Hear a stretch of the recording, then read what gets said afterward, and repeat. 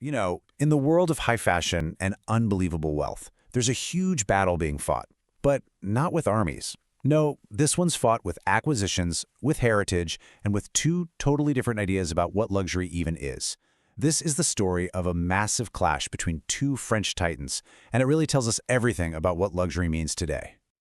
But before we get into that, let's stop and ask a really basic question. What does luxury even mean? Is it just about that crazy price tag, the logo you see everywhere? Well, it really boils down to a few key things. Incredible craftsmanship, a real sense of history, and, this is the big one, a carefully created feeling of scarcity. It's not just about being expensive, it's about being, irreplaceable. And that question, well, it brings us right to our two main characters, because they answer it in completely different ways. On one side, you've got LVMH, this sprawling empire of everything, built by snapping up brand after brand. And on the other side, Hermes, the bastion of craft, a house that is fiercely independent and built on its own singular heritage. All right, first up, let's really dig into these two opposing philosophies. I mean, on the surface, sure, it's about business strategy, but deep down, it's a classic story of scale versus soul. I mean, just look at the difference in their DNA. It's pretty striking. LVMH is a modern invention, really, put together in 1987 by the famously aggressive Bernard Arnault. And his strategy? Simple. Acquire, expand, and diversify. Hermes, on the other hand, was founded way back in 1837. They started out making handmade horse saddles, and it's still run by the sixth generation of the Hermes family. Their strategy is all about preservation, focusing on their legacy and craftsmanship above everything else. So you've got these two totally different worlds. You just knew they were going to collide eventually, right? And boy, did they. That collision came in the form of this incredibly dramatic, hostile takeover attempt that just sent shockwaves through the whole industry. Okay, picture this. It's October 2010. The CEO of Hermes is literally on a cycling holiday when his phone rings. It's Bernard Arnault himself. And the message is as simple as it is shocking. LVMH has secretly become a massive shareholder in his company, and oh, by the way, they're announcing it to the world in 2 hours. So how did they pull this off? Well, it was a seriously cunning financial play. LVMH used these really complex things called equity derivatives. This basically let them build up a huge position in total stealth, completely sidestepping the legal rules that say you have to declare your stake once it goes over 5%. Then, boom, all at once, they converted those derivatives into actual stock. And the result of this? Well, this sneak attack? LVMH suddenly revealed it owned a whopping 17% of its biggest rival. For the Hermes family, this felt less like a business move and more like an actual invasion.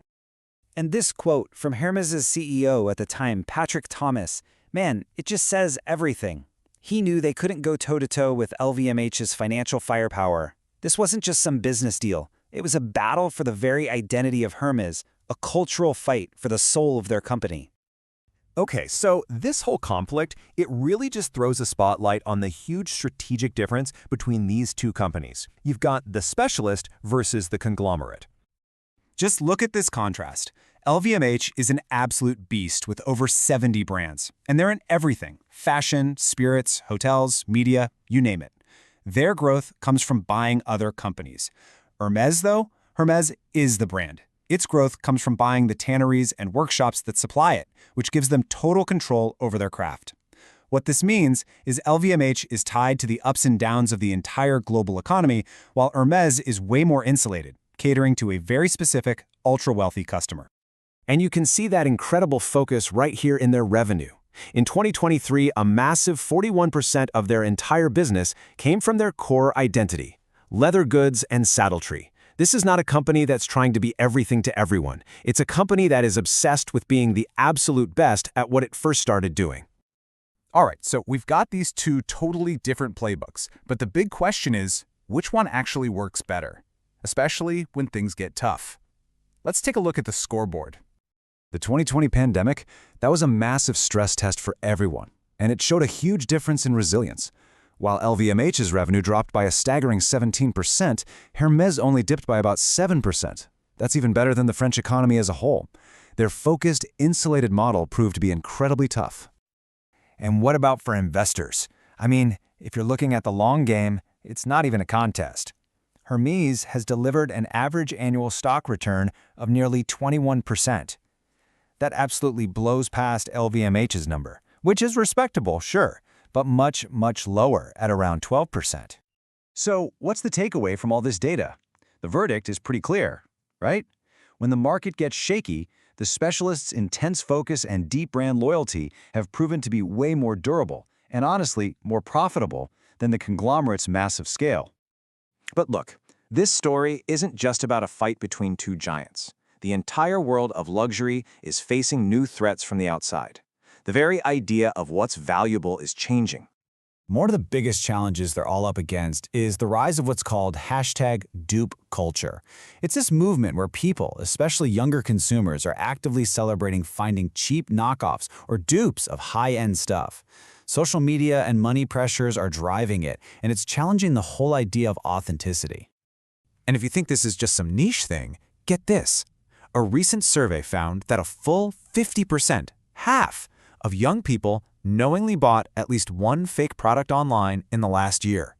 For a lot of them, the stigma around counterfeits is just gone. It's been replaced by this practical search for a similar look for less.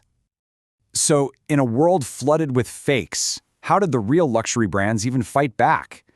Well, they're doubling down on the one thing that can't be copied. They're emphasizing true heritage, unmatched craftsmanship, and the timelessness of their designs. They are betting on authenticity itself as the ultimate luxury.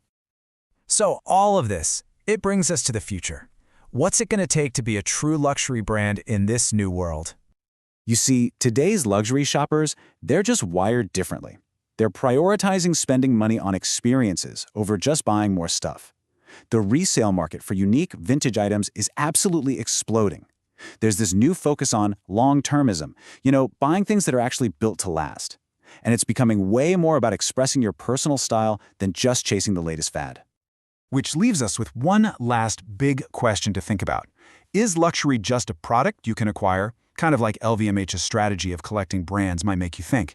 Or is it something more, an ideal of craftsmanship, heritage, and timelessness that you have to actually buy into? A belief system, really. The kind of thing Hermes has been defending for almost 2 centuries. The answer to that, well, that's going to define the future.